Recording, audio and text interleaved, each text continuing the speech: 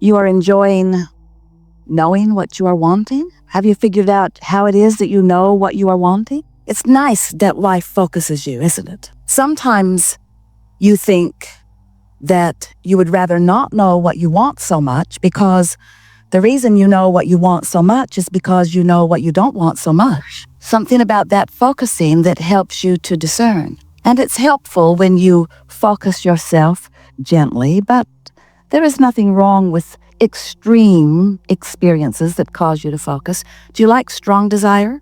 Yeah. Do you enjoy strong, not yet manifested desires? Not so much. That's interesting, isn't it? And yet, if you knew what we know, and at some level you do, if you knew that if a desire exists, it can be manifested, then wouldn't the promise of that manifested desire make it worth the unfulfilled yet desire if you really knew? Yeah. So what's the holdup? How is it that you don't really know?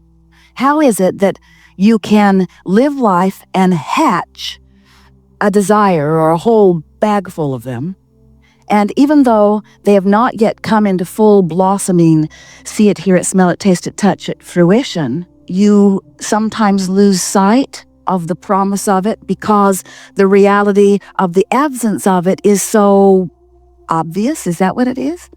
So you're hung up on what is. Is that what you're telling us?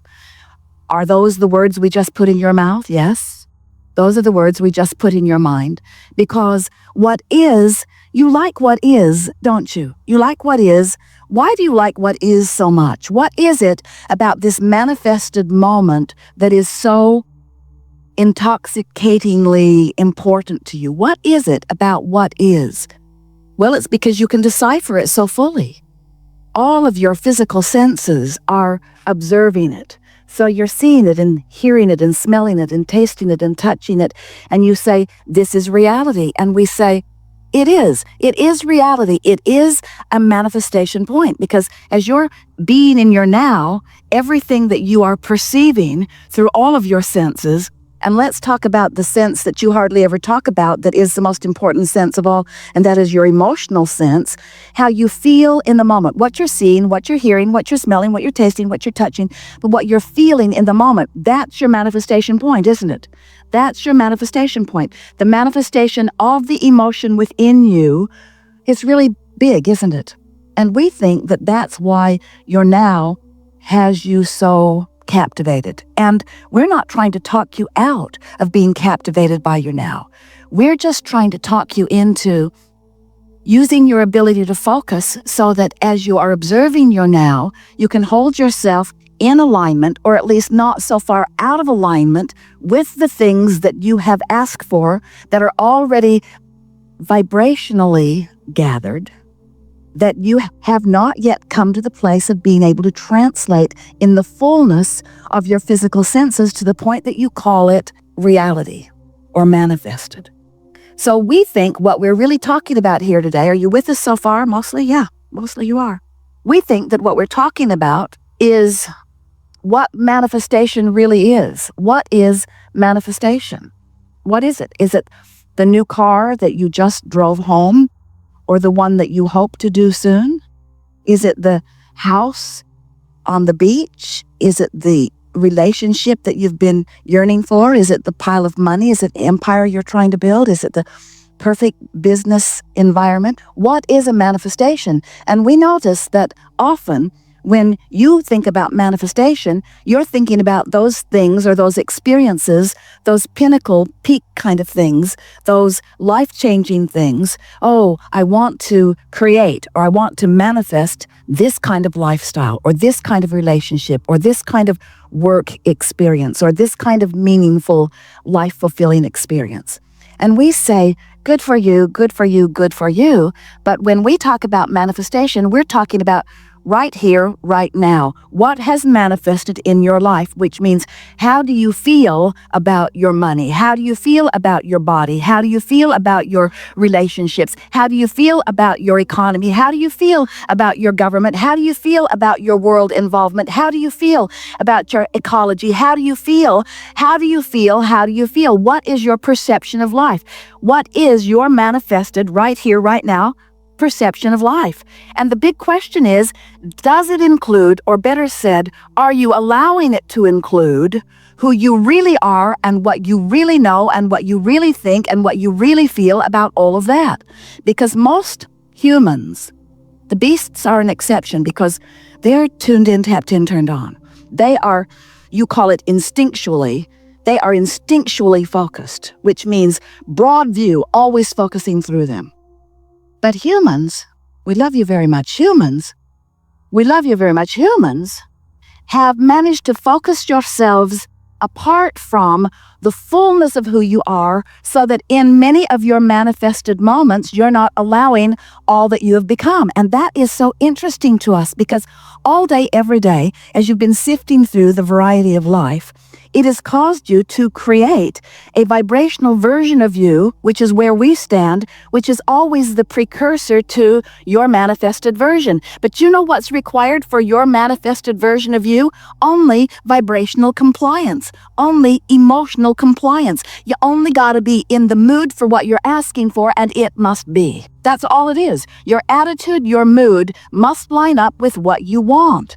And if you're so hung up on reality, and if you're letting reality, which sometimes includes the absence of the new car, the new lover, the old lover, the good body, or whatever it is you're reaching for, if you're facing reality and noticing the absence of something wanted, and that absence is now dictating your mood, your manifested attitude, your manifested worldview, your manifested personal view.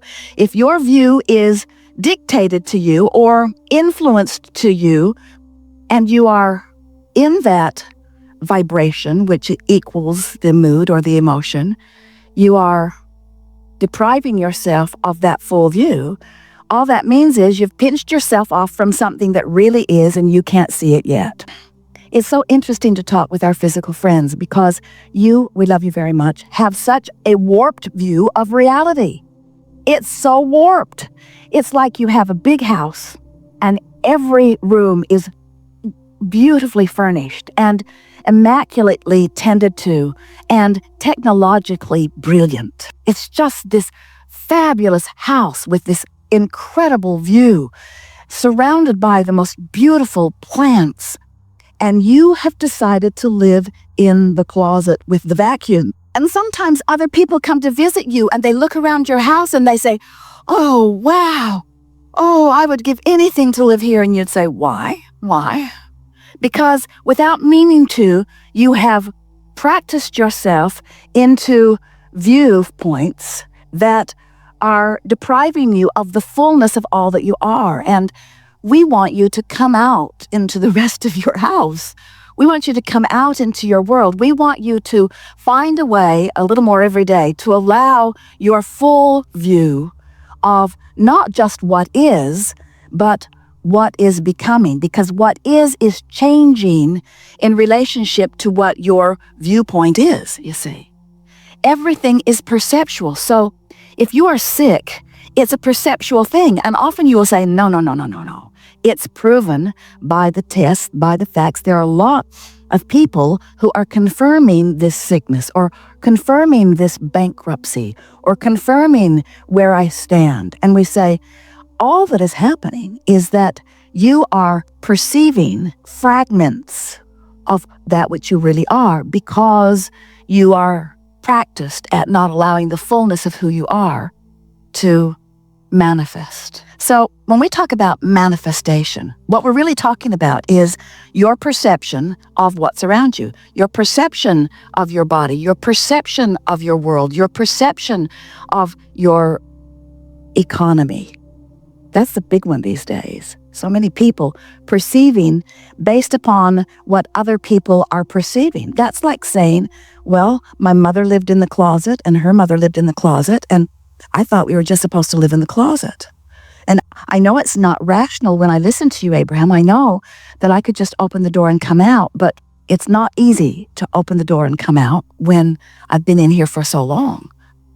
Now, this analogy is strong. You laughed at it at first. Now it's starting to depress you. But the reason that we offer analogies is because we want to get your attention. We would like you to leave here today saying to yourself, I want full view.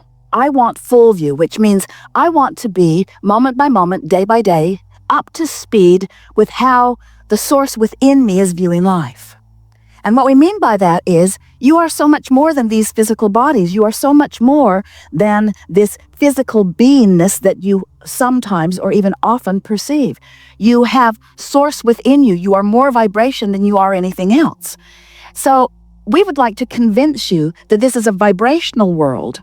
It's a vibrational world that is changing constantly and has already changed in ways that please you, that you are depriving yourself of seeing because you haven't come out of the closet yet. You're still hiding from the real reality as you are scrutinizing the limited reality. And when you realize that there is a bigger reality, we want to coax you over here into this vibrational reality, this vortex of creation. We want to coax you over often enough, speaking to you in reasonable terms until we elicit from you a vibrational resonance that then gives you full view. Sometimes in your human vocabulary, you say, oh, then I saw the light. Then I saw the light. And we say, yeah, that's what we're talking about. Then I remembered who I am. Then I remembered that all is well. Then I remembered why I'm here. Then I remembered who I am. Then I remembered all is well. Then I remembered who I am. Then I remembered how it feels. Then I remembered. And it's a visceral memory. It's a lighthearted memory. It's a all is well memory. It's everything is good memory. It's that it doesn't matter what appears to be through my screwy, limited, self-inflicted interpretation of manifestation. We want you to hear us and believe us when we say there are manifestations in your vortex that if you will hope for them and believe for them and eventually come to know them, they will manifest in full view for you. Have you ever had an experience of sharing the planet with others who don't see it the way you do? Has that ever happened to you?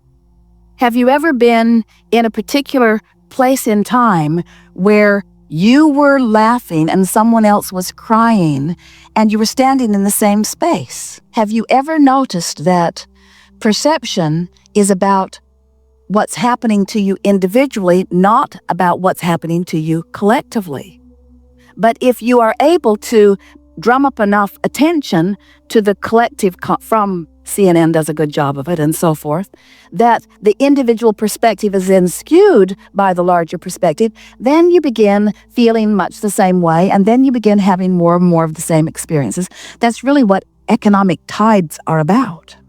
In other words, if you could listen as a collective consciousness to 30 days of good news about your economy, it would become a global reality. You don't have to wait for them to figure that out. It can become a personal reality, you see.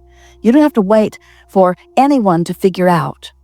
You don't have to wait for the manifestation that you've been observing to improve before your mood improves.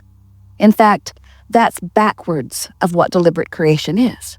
If you can figure out how to improve your mood, your improved mood will put you in a vibrational resonance with the broader point of view. And when your personal point of attraction harmonizes with the point of view of the source within you, you have a point of attraction that is so powerful, nothing can keep it from being. But if you let your point of attraction get separated from that larger view, there's not enough action in the world. You cannot buck your own current, you see. So now we're going to start at the beginning of this just briefly. We know you've heard it from us, but in light of what you just heard us say, now we're going to rework that into the picture that you've been hearing before.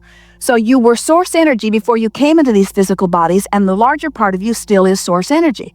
Now, many of you want to say, blah, blah, blah, blah, blah. I don't care about that part of me. I don't even remember that part of me. Don't talk to me about that part of me. And we say, we have to talk to you about that part of you because that's your source, that's your power, that's your clarity, that's your wellness, that's your energy stream, and you want that to be your point of attraction. If you're running around in this physical body and your point of attraction is just based upon the stuff you think all day, you're in deep doo-doo because you watch CNN.